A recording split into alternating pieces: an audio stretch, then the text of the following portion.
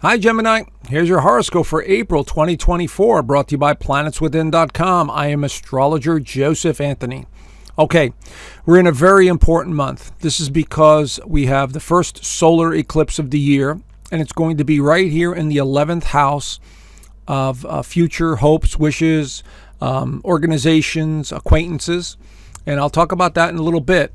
But this reading's for anyone who has a Gemini sun or a Gemini rising. This is a general sun sign reading because I don't have everybody's birthday, and everyone's birth chart and birth date is different.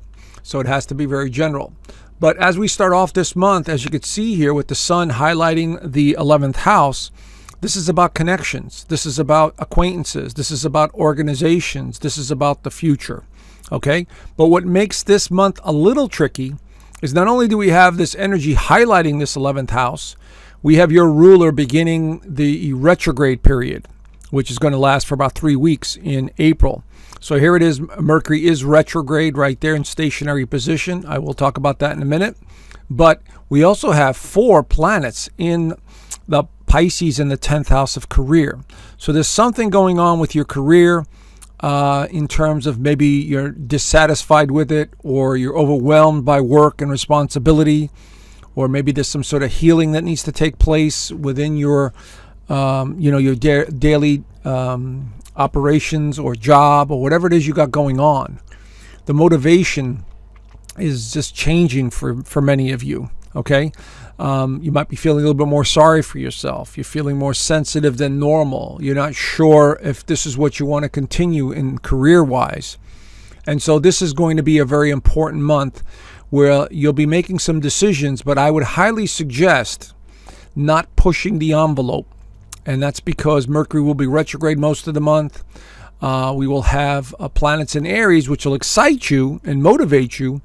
But when the sun goes into Taurus and we have this Jupiter and Uranus alignment going on in the 12th house, I'll explain what that's going to be all about. So this is more of a month where you see the future. You want to change. You know that change is in the air, that you have to make some sort of change. And you will. But give it a little time is all I'm suggesting, because Jupiter is going to leave Taurus in May and go into your sign. So you're really in preparation mode this month, okay? And you'll be able to see the kind of preparation and the possibilities for many of you that are coming your way in this month. Now, that doesn't mean you don't do anything. It just means pay attention and don't force anything this month, because you may have to redo it over again because of Mercury retrograde. So let me explain a little bit more based on what the astrology is showing me. So as we begin the month, we have Mercury in Aries, which represents the self, in a retrograde mode. So when we have that here in the 11th house, it's about reaching out to the past organizations, thoughts about people from the past, and it's a review period. So many of you are questioning your direction, your purpose. Where are you going? What do you want? Is there something from the past that's resurfacing that you need to pay attention to?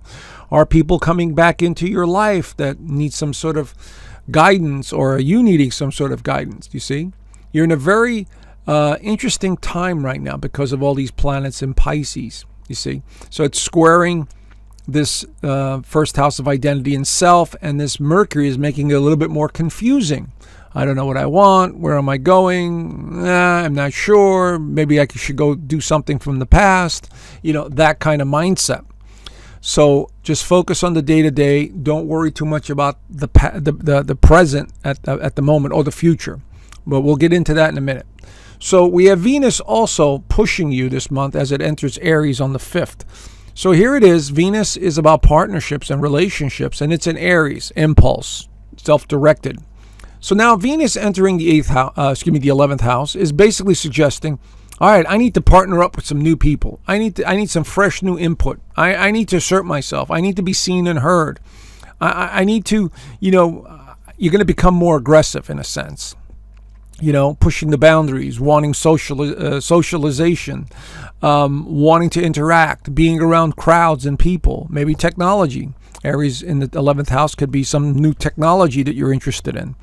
And so you're pushing the boundaries, you're forcing things. And this is what happens with the Aries energy. But remember, Mercury is retrograde, so something from the past may be resurfacing that you need to focus on.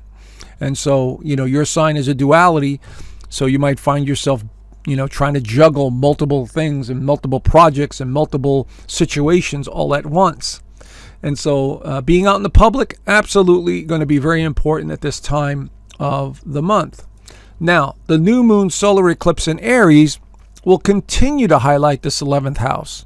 So maybe you have a major event going on. Maybe you have something that you're talking to in a group or a charity or something that you're affiliated with. This is what it's suggesting, because Aries represents the self. Now, since this is a new moon in Aries, and it's a solar eclipse, which means opportunity. It's at 19 degrees of Aries, for those of you keeping track.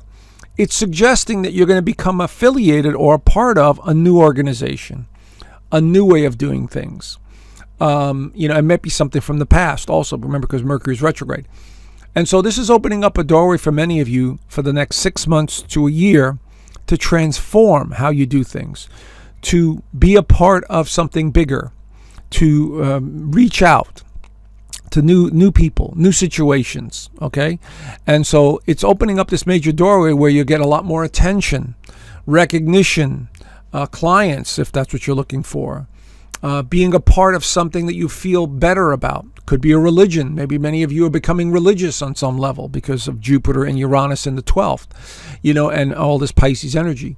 Maybe you're joining a church or a synagogue or a mosque or something, whatever you're associated with.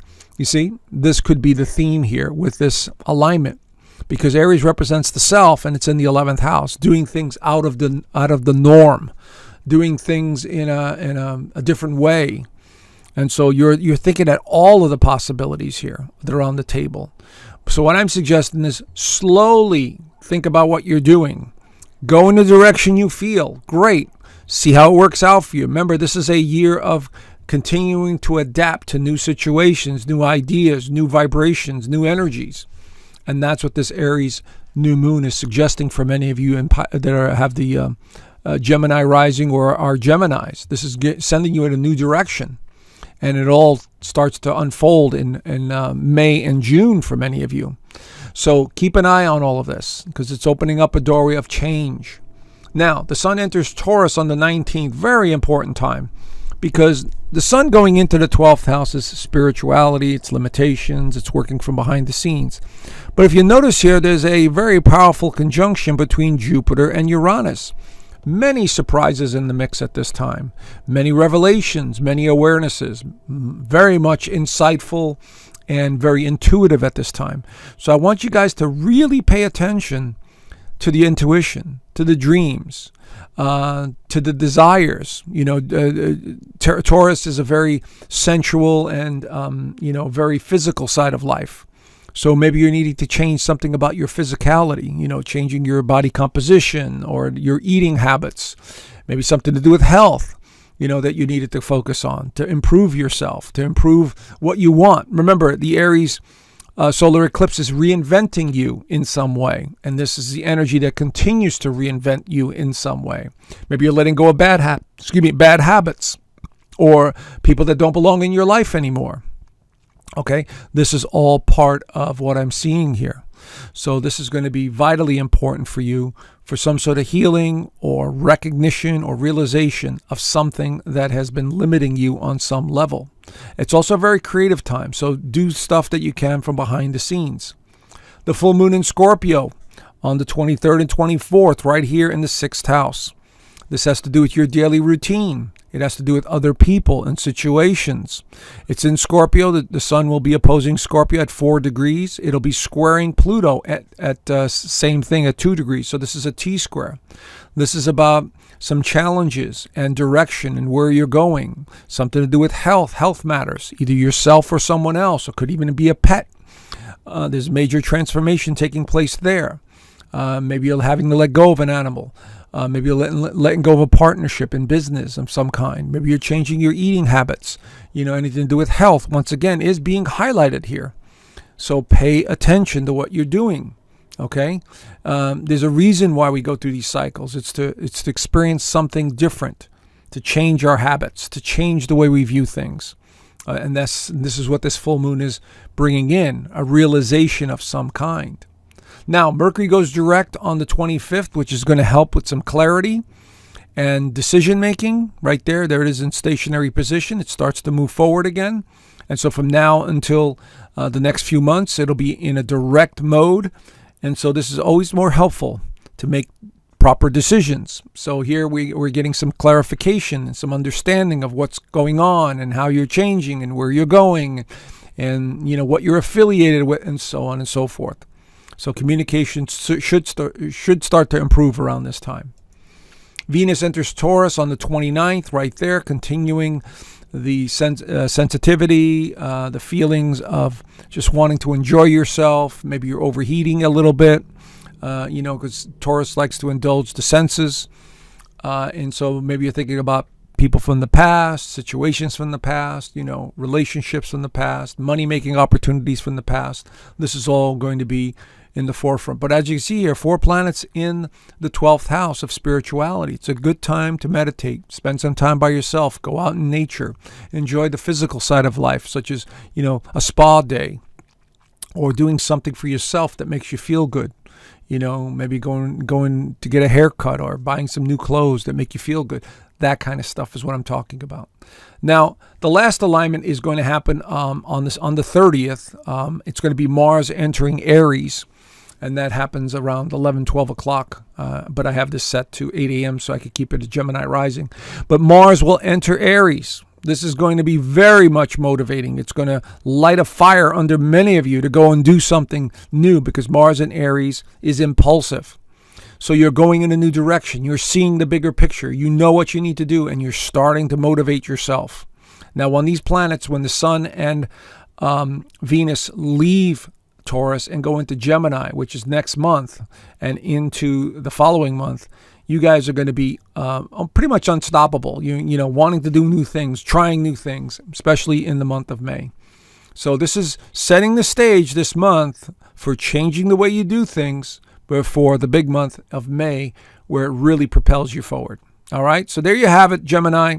Do the best you can. Realize who you really are, spiritual being having a human experience. And I will talk to you guys soon. Bye for now.